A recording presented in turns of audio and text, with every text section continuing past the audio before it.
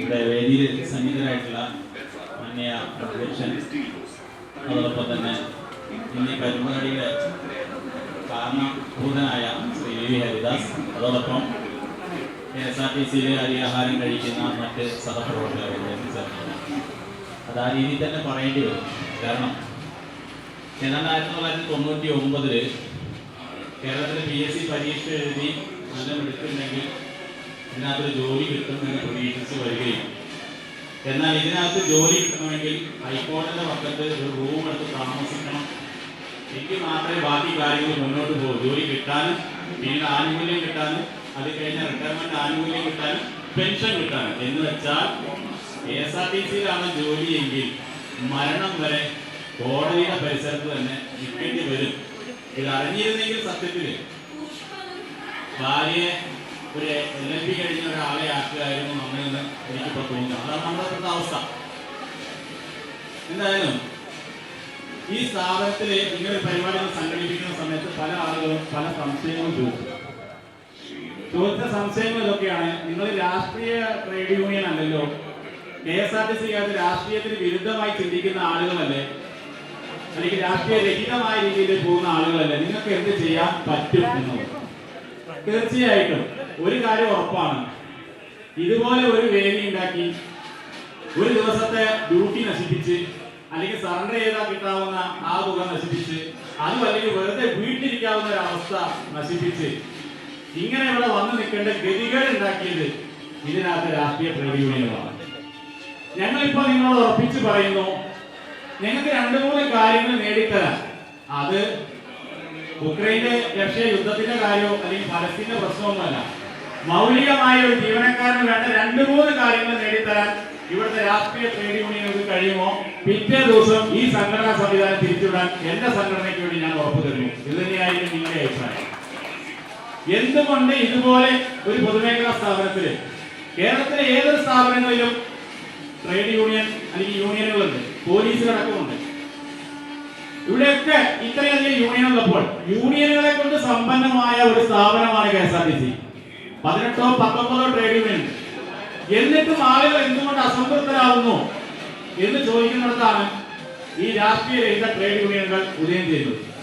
നിവൃത്തിയില്ലാതെ വരുമ്പോൾ പ്രതികരണം മനസ്സിന്റെ ഉള്ളിൽ സൂക്ഷിക്കുന്ന മനുഷ്യന്മാരായി ജീവിക്കുന്ന ആളുകൾ അത്തരത്തിൽ യോജിക്കുക, അതാണ് സംഭവിക്കുന്നത്. നമുക്ക് 2 രീതിയിൽ മുന്നോട്ട് പോവാം.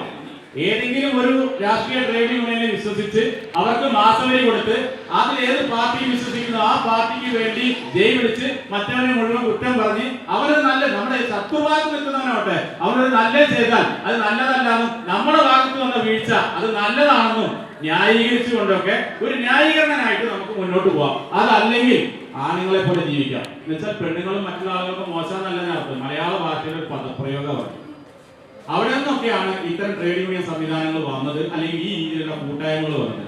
ഈ കൂട്ടായ്മകൾ വന്നപ്പോഴാണ് നമ്മൾ മനസ്സിലാക്കുന്നത് ഈ സ്ഥാപനത്തിനകത്ത് നടക്കുന്ന തൊഴിൽ ചൂഷണം എത്ര വലുതാണ്. അതുപോലെ നമ്മൾ മനസ്സിലാക്കിയത് ഇതൊക്കെ നമ്മുടെ ഒരു ബാധ്യതയാണ്. തിരുവനന്തപുരത്ത് അയ്യങ്കാളി ഇറങ്ങി വില്ലുവണ്ടി ഓടിച്ചപ്പോഴാണ് അവിടെയുള്ള ആളുകൾക്ക് മനസ്സിലായത് ഇത് ഞങ്ങൾ ഇങ്ങനെ അനുഭവിക്കേണ്ടവരല്ല, ഇത് എതിർക്കപ്പെടേണ്ടവരാണ്. ശ്രീനാരായണ ഗുരുദേവൻ കൊണ്ടുപോയി അരുവിക്കരയിൽ പ്രതിഷ്ഠ നടത്തിയപ്പോഴാണ് മനസ്സിലായത് ഇത് നമ്മൾ അനുഭവിക്കേണ്ടതല്ല, നമ്മൾ ചൂഷണത്തിന് വിധേയരാകുന്നവരാണ്. അതുവരെയുള്ള ആളുകൾ ചിന്തിച്ചു വെച്ചത് ഇത് നമ്മുടെ ഒരു ബാധ്യതയാണ്, നമുക്ക് അനുഭവിച്ചേ പറ്റൂന്ന്. അപ്പൊ അതുകൊണ്ട് തന്നെ ഇന്നീ പരിപാടി നടക്കുമ്പോൾ പല ഗ്രൂപ്പുകളിലും പറഞ്ഞുള്ള കാര്യങ്ങളുണ്ട്. ആ കാര്യങ്ങൾ അവരുടെ മുന്നിലേക്ക് ഞങ്ങൾ ആദ്യമായിട്ട് വയ്ക്കുന്ന ഒരു കാര്യം, ഇപ്പൊ KSRTC ജീവനക്കാരനെ സംബന്ധിച്ചിടത്തോളം പുറത്തിറങ്ങി കഴിഞ്ഞാൽ ആദ്യം ചോദിക്കുന്ന ചോദ്യം നിങ്ങൾക്ക് ശമ്പളം കിട്ടിയോന്നാണ്. എന്റെ വാക്ക് കേട്ടുകൊണ്ടിരിക്കുന്ന ജീവനക്കാർക്ക് അതിനെ കുറിച്ച് കൃത്യമായ ധാരണ ഉണ്ടെങ്കിൽ പൊതുജനങ്ങൾക്ക് അറിയില്ല. വാസ്തവത്തിൽ കേരളത്തിൽ കേരള സർക്കാരിന്റെ കീഴിൽ ന്യായമായ രീതിയിൽ ഉൽപ്പന്നം വിറ്റുകൊണ്ട് വരുമാനമുള്ള ലാഭമുള്ള ഒരേ ഒരു സ്ഥാപനം KSRTC ആണ്. അതാണ് നമ്മൾ മനസ്സിലാക്കേണ്ടത്. 15 രൂപയ്ക്ക് 50 രൂപയുടെ മദ്യം 600 രൂപയ്ക്ക് വിൽക്കുന്ന ഒരു ബീവറേജസ് കോർപ്പറേഷൻ ലാഭത്തിലായി എന്ന് പറഞ്ഞാൽ അതിന് മിടുക്കൊന്നും വേണ്ട. അവിടെ നിൽക്കുന്ന ജീവനക്കാരന് അത് എടുത്തു കൊടുത്താൽ മതി. അവര് തൊഴിലിനെ മോശമാക്കി പറയല്ല. പക്ഷേ 15 വർഷം പഴക്കമുള്ള വണ്ടിക്ക് സർക്കാരിന്റെ കയ്യിൽ പണമില്ലാന്ന് പറഞ്ഞിട്ട് ഇതുപോലെ 17 വർഷത്തേക്ക് നീട്ടി കൊടുക്കുകയും വഴിയിൽ കത്തുകയും വഴിയിൽ ടയർ പൊട്ടുകയും ചെയ്യുമ്പോൾ അതിന്റെ പാപഭാരം കൂടി ഏറ്റുവാങ്ങേണ്ടി വരുന്ന ഈ പറയുന്ന ജീവനക്കാർ ഇത്രയും കഷ്ടപ്പെട്ട് ശരിയായ 10-12 കോടി രൂപയ്ക്ക് ഒരു വർഷം ഒരു മാസം സ്പെയർ പാർട്സ് വാങ്ങുന്ന KSRTCക്ക് ഒരു നല്ല നട്ടില്ല, ബോൾട്ടില്ല, അങ്ങനെയുള്ള പരാതികൾക്കുള്ളിൽ നിന്നുകൊണ്ട് മെക്കാനിക്കൽ പണിയെടുത്ത് ഈ വണ്ടി ഓടിച്ചിട്ട് 210 മുതൽ 240 കോടി വരെ കേരളത്തില് KSRTCയിൽ പണം വരുന്നു. കൂടാതെ ഇതുപോലുള്ള സ്റ്റാളുകള്, മൂത്രപ്പുരകള്, മറ്റ് ബിൽഡിങ്ങുകൾ, ഇതിന്റെ എല്ലാം വരുമാനം ചേർത്താൽ 250 കോടി മിനിമം കൊണ്ടുവരുന്ന സ്ഥാപനത്തിൽ നിങ്ങൾ ആലോചിക്കുക, ശമ്പളത്തിന് വേണ്ടത് 100 കോടിയാണ്, ഡീസലിന് വേണ്ടത് 100 കോടിയാണ്, 200 കോടി. ഞാൻ പറയുന്നതിൽ 2 കോടിയോ 3 കോടിയോ വ്യത്യാസം ഉണ്ടാവാം. ബാക്കി വരുന്ന തുകയിൽ ഇവര് പറയുന്ന കണക്ക് അംഗീകരിച്ചാൽ ഏതാണ്ട് 12 കോടി സ്പെയർ പാർട്സിന് വേണം. പുതിയ ബസ്സില്ല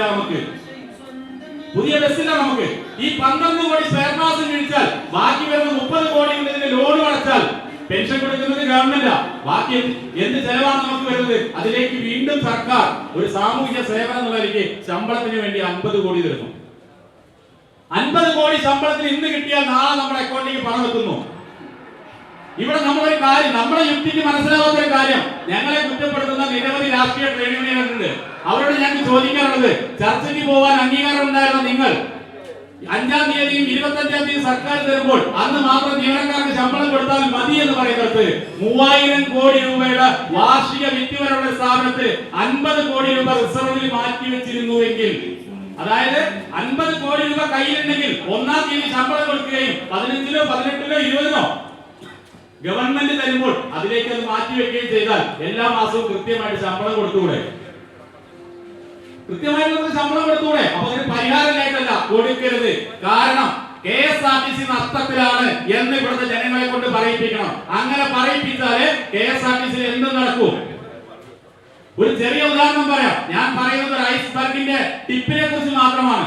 കോഴിക്കോട് ഒരു ബസ് സ്റ്റാൻഡ് ഉണ്ട്. ഇവിടുത്തെ പ്രിയപ്പെട്ട ജനങ്ങൾ ശ്രദ്ധിക്കണം. കോഴിക്കോട് കണ്ണായ സ്ഥലത്ത് KSRTC ഒരു ബസ് സ്റ്റാൻഡ് പണിതു. KTDFCയുമായിട്ടാക്കിയ ഏതോ ഒരു കരാറിന്റെ രീതിയിലൊക്കെയാണ് അത് പറയുന്നത്.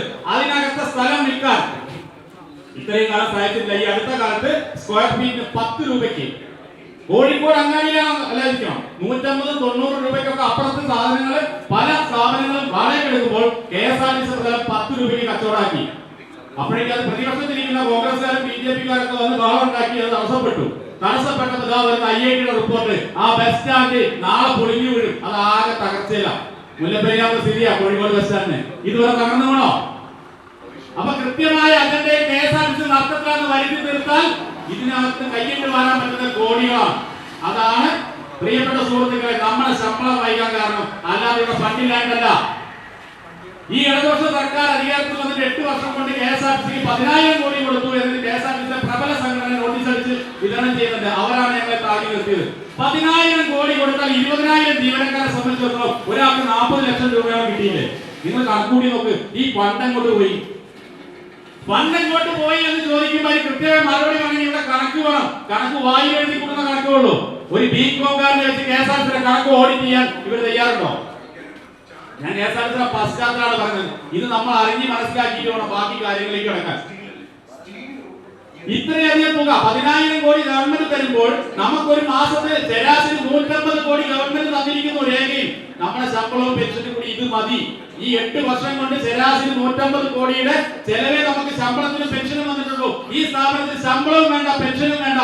സ്ഥാപനത്തിന് കിട്ടുന്ന വരുമാനം 250 കോടി, ഡീസലിന് 100, 10-12 സ്പെയർ പാർട്സിന് 30 കോടി ബാങ്കിന്റെ തിരിച്ചടവ്. ബാക്കി പണം എങ്ങോട്ട് പോയി? ആരോട് ചോദിക്കാൻ? എന്നിട്ട് പറയാം KSRTC നഷ്ടത്തിലാണ്.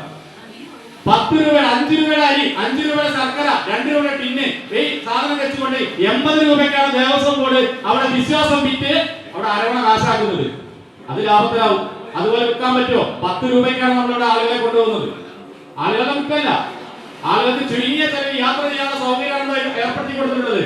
അപ്പൊ അങ്ങനെയുള്ള സ്ഥാപനം നഷ്ടത്തിലാണെന്ന് വരുത്തി തീർക്കുന്ന ഈ സ്ഥാപനത്തിനെ കുറിച്ച് ഇത് പൊതുജനങ്ങളെ അറിയിക്കേണ്ടതും ജീവനക്കാരെ പറഞ്ഞ് മനസ്സിലാക്കേണ്ട ബാധ്യത ഇവിടുത്തെ മുഖ്യധാര ട്രേഡ് യൂണിയനുണ്ടായിരുന്നു. ഞങ്ങൾ വെക്കുന്ന ഒന്നാമത്തെ ഡിമാൻഡ് ഇതാണ്.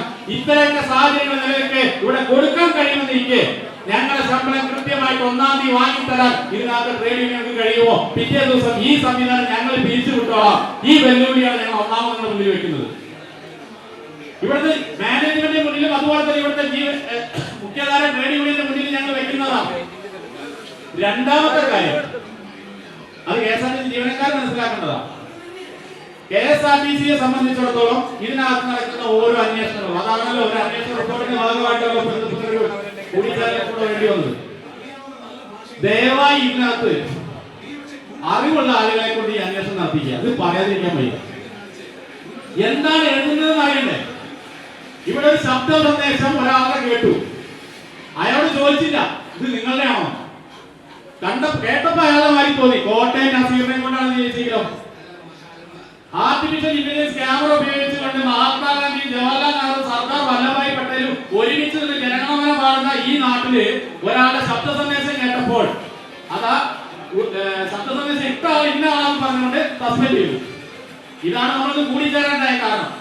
അതിലേക്ക് കടക്കുമ്പോൾ എനിക്ക് പറയാനുള്ളത്, ഒരാളെ സസ്പെൻഡ് ചെയ്യാം, അതിന് തെറ്റൊന്നുമില്ല. സ്ഥാപനത്തിന് അവമതിപ്പുണ്ടാക്കുന്ന രീതിയിൽ സംസാരിച്ചു തോന്നലുണ്ടായാൽ പോലും സസ്പെൻഡ് ചെയ്യാം. സസ്പെൻഷൻ അച്ചടക്ക നടപടിയല്ല. അച്ചടക്ക നടപടിക്ക് ചാർജ് ഷീറ്റിൽ ഒന്ന് ബാക്കി കാര്യങ്ങളിലേക്ക് കിടക്കണം. എങ്കിൽ മാത്രമാണ് അയാൾക്ക് പ്രൂവ് ചെയ്യാനുള്ള അവസരമുണ്ട്. ഞാനല്ലാന്ന് പറഞ്ഞാൽ ആരെന്ന് തെളിയിക്കാൻ അന്വേഷണ ഉദ്യോഗസ്ഥൻ തയ്യാറാവണം. കോടതിയിൽ ഒരാളെ കൊണ്ടുവന്നാൽ ഗോവിന്ദച്ചാമി വരെ കള്ളനാഥ് അല്ലെങ്കിൽ കൊലപാതകം തെളിയിക്കാൻ പറ്റുന്ന നാടാണ്.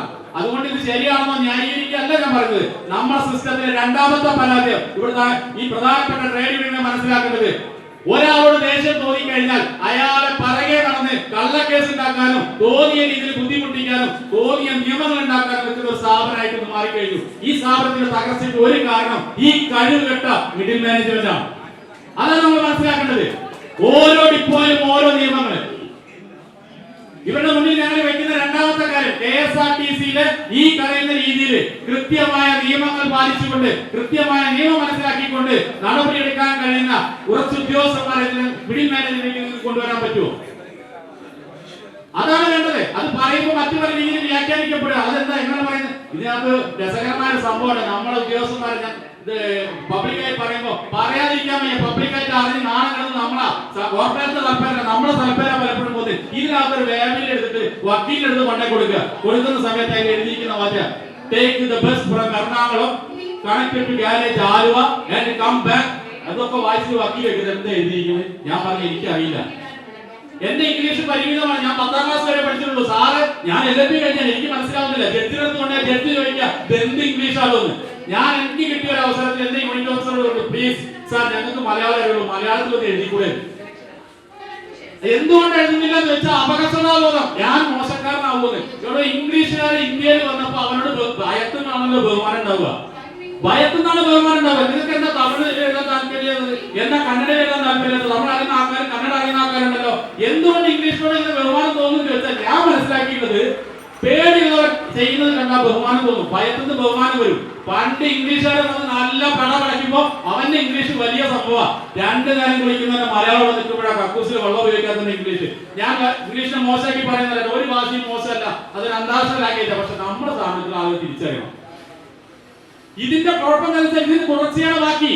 ഓരോ സ്ഥലത്തും ഞാനല്ലേ വലുത്, എന്നെ ചോദ്യം ചെയ്യാം. അതുകൊണ്ട് ഇവിടെ ഇതാണ് നിയമം, ഇവിടെ ഇതാണ് നിയമം. പത്തനംതിട്ടയിൽ സറണ്ടർ ചെയ്യാൻ പാടില്ല, വേറെ സ്ഥലത്ത് ധാരാളം സറണ്ടർ ചെയ്യാം, വേറെ സ്ഥലത്ത് പോയി കഴിഞ്ഞത് ഇങ്ങനെ പോയിട്ട് സത്യം പറയാൻ KSRTC ഓപ്പറേറ്റീവ് സ്റ്റാഫിന്റെ ഡ്യൂട്ടി എങ്ങനെ നിശ്ചയിക്കുന്നു പറയാൻ ഞാൻ വെല്ലുവിളിക്കുന്നു. കേരളത്തിൽ ഏതെങ്കിലും ട്രേഡ് യൂണിയൻ നേതാവിന് പറ്റുമോ?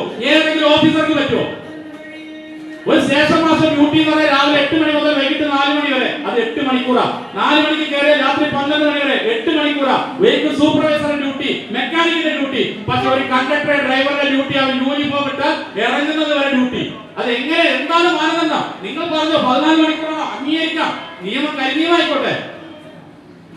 14 മണിക്കൂർ ചെയ്താലും പറയും ഒരു ഡ്യൂട്ടി. നിങ്ങൾ 6 കിലോമീറ്ററിൽ ഓടിയോ, GS എത്ര കിലോമീറ്റർ ഓടിച്ചാ, സ്റ്റേഷൻ മാസ്റ്റർ എത്ര കിലോമീറ്റർ ഓടിച്ചാ ഡ്യൂട്ടി കൊടുക്കുന്നത്? ആരെന്ന് ചോദിക്കാൻ. ഒരു കുപ്പായം മാറിക്കഴിഞ്ഞാൽ, അതല്ലെങ്കിൽ ആ സീറ്റിലേക്ക് പ്രായം കൊണ്ടൊന്നും കൊണ്ട് കുടിയിരുത്തി കഴിഞ്ഞാൽ, അതല്ലെങ്കിൽ പാർട്ടി ഓഫീസിലോ യൂണിയൻ ഓഫീസിലോ വേണ്ടാത്തൊക്കെ ഒരുക്കി കൊടുത്തതിന്റെ അടിസ്ഥാനത്തിൽ ആ യൂണിയന്റെ ആളായിട്ട് അങ്ങോട്ട് കയറി ഇരുന്ന് കഴിഞ്ഞാൽ പിന്നെ നിയമങ്ങളാ. ഓടണം, അങ്ങോട്ട് ഓടണം, ഏതോടണം. ഇവർക്ക് അറിയുന്നില്ല ഈ കാര്യങ്ങളെ. എന്തുകൊണ്ട് നിജപ്പെടുത്തി വെക്കാൻ പറ്റുന്നില്ല? ഞങ്ങൾ ആവശ്യപ്പെടുത്തില്ലോ. ഞങ്ങളുടെ തൊഴിലെന്താണ്? ഗൾഫിലൊക്കെ പോകുന്ന ആളുകൾ പറയുന്നത് വിസ തട്ടിപ്പിൽ പെട്ടിട്ടാണ് ഞാൻ ഇവിടെ വന്നത്. വിസ തട്ടിപ്പിൽ വന്നിട്ട് എന്നെ കൊണ്ട് 14 മണിക്കൂർ പണി എടുപ്പിച്ചു. അത് അവനെ കൊണ്ട് മാത്രമല്ല, എല്ലാവരെയും കൊണ്ട് എടുപ്പിക്കുന്നുണ്ട്. അത് തെറ്റാണ്. പക്ഷെ ആ തെറ്റ് എല്ലാവർക്കും ഒരുപോലെയല്ലേ? അതൊരു നിയമല്ലേ? ഇവിടെ 8 ആണെങ്കിൽ 8 കഴിഞ്ഞാൽ ബാക്കിയുള്ള കാര്യങ്ങൾ വരണ്ടേ? ഇത് ചോദിക്കുമ്പോൾ ഉരുണ്ട് കളിക്കുക. കേരളത്തിലെ എല്ലാ യൂണിറ്റ് ഓഫീസർ, ഒരു ഇതെല്ലാ യൂണിറ്റ് ഓഫീസർമാരും ഞാൻ ഞാൻ വിളിച്ചു ചോദിച്ചു, സാർ എങ്ങനെയാണ് നിങ്ങൾ ഈ ഒരു ഡ്യൂട്ടി കഴിഞ്ഞാൽ പിന്നെ 2 1 1.25 4 ഉണ്ടാക്കുന്നത്? അത് പിന്നെ അങ്ങനെയല്ലേ? എങ്ങനെ 8 മണിക്കൂർ കഴിഞ്ഞാൽ ഇരട്ടിവരല്ലേ? അതെ, അത് ഈ തൊഴിലിന്റെ പ്രത്യേകതയാണ്. കാരണം ഓടിക്കുന്ന ഡ്രൈവറുടെ ജീവൻ മാത്രമല്ല, അവൻ വല്ലവന്റെ നാട്ടിൽ കൊണ്ടേ കുത്തി അവൻ VIP ആയിരിക്കും. അവൻ ചത്താൽ അതുകൂടി ആലോചിച്ചിട്ടാണ് ഈ നിയമം അങ്ങനെ കഷ്ടപ്പെട്ട് പഠിച്ച് അക്കാലത്ത് 1961 ഉണ്ടാക്കിയത്. അപ്പൊ അങ്ങനെ വരുമ്പോൾ 10 മണിക്കൂറാകുമ്പോഴേക്കും 1.5 ഡ്യൂട്ടി ആയില്ലേ? അവന് വിശ്രമം കൊടുക്കണ്ടേ? അത് KSRTC മാത്രമല്ല, റെയിൽവേയുടെ ലോക്കോ പൈലറ്റ് കൊടുക്കണം, വിമാനം ഓടിക്കുന്നതിന് കൊടുക്കണം. കാരണം ആളുകളുടെ ജീവനായിട്ട് നമ്മൾ KSRTC വണ്ടി കാണാൻ ഭംഗിയില്ല എന്നുള്ളൂ, ഇരിക്കുന്ന ആളുകളുടെ ജീവൻ വരെയുണ്ട്. ബസ്സിലായാലും ട്രെയിനിലായാലും വിമാനത്തിലായാലും. അതാണ് നമ്മൾ മനസ്സിലാക്കേണ്ടത്. അതുകൊണ്ടാണ് നിയമം അങ്ങനെ വന്നത്. അപ്പൊ 12 മണിക്കൂർ എടുത്താൽ അത് 2 ഡ്യൂട്ടിയായി കണക്കാക്കി പിറ്റേ ദിവസം പരിപൂർണമായി വിശ്രമിക്കണം. അല്ലാതെ അവൻ വണ്ടി ഓടിച്ചാൽ അപകടം സംഭവിക്കും. അതുകൊണ്ട് ആ കാലത്ത് കഴിവുള്ള ആളുകൾ പഠനം നടത്തിയതിന്റെ അടിസ്ഥാനത്തിലാണ് ഈ ആക്ട് ഉണ്ടാക്കിയത്. പക്ഷെ ആക്ട് പറഞ്ഞാൽ എന്താ? 12 മണിക്കൂർ സിംഗിൾ ഡ്യൂട്ടി, 12 മണിക്കൂർ സിദ്ധാന്തങ്ങൾ പറയുന്നത്. എന്നിട്ട് വീണ്ടും ചോദിച്ചു, അപ്പൊ സാറേ ശരി, നിങ്ങൾ പറഞ്ഞത് ഞങ്ങൾ അംഗീകരിച്ചു. 10 മണിക്കൂർ കഴിഞ്ഞാൽ പിന്നെ എങ്ങനെ? 8 മണിക്കൂർ കഴിഞ്ഞാൽ പിന്നെ വരുന്നത് എങ്ങനെ? അപ്പൊ 1.5 ഡ്യൂട്ടിക്ക് 12 മണി, അതിങ്ങനെ 1.5 ഡ്യൂട്ടിക്ക് 12 മണിക്കൂർ, അത് 2 ഡ്യൂട്ടിയായിട്ട് മാറില്ലേ? അല്ല, 8ന്റെ പകുതി 4 അതല്ലേ സാറേ? വീണ്ടും ഞാൻ പറഞ്ഞത് 8 വേദന കൊടുക്കണ്ടേ? വേണം. അപ്പൊ സിംഗിൾ കൊടുക്കണ്ടല്ലോ. അപ്പൊ അങ്ങനെയൊക്കെ വരുമ്പോൾ വരുന്ന സമയത്തേക്ക് ആളെ ശരീരം ബോഡി മാറി, സാഹചര്യം മാറി. ചുരുക്കം പറഞ്ഞാൽ ഏതാ സിനിമയിലെ കാക്കക്കുയിലാണ് തോന്നുന്നു. ഇപ്പൊ ചാവി എവിടെ ഇരിക്കുന്നത്? ചാവി ഇരിക്കുന്നത് ഞാൻ ഒളിപ്പിച്ചു വെച്ചില്ലേ? അത് അവിടെയാണല്ലോ. അതെ, അത് നിനക്കറിയാലോ, എനിക്കറിയില്ല, ഞാൻ ഒളിപ്പിച്ചു വെച്ചല്ലോ. വീണ്ടും ചോദിച്ചില്ല, അപ്പൊ ഇനി ഞാൻ വരുന്ന സമയത്ത് അതെനിക്കറിയില്ലല്ലോ, ഞാൻ ചാവി ഒളിപ്പിച്ചു വെച്ചില്ലേ? അല്ല, അത് ഒളിപ്പിച്ചത് നിനക്കറിയാലോ. ഈ രീതിയിലാണ് മറുപടി.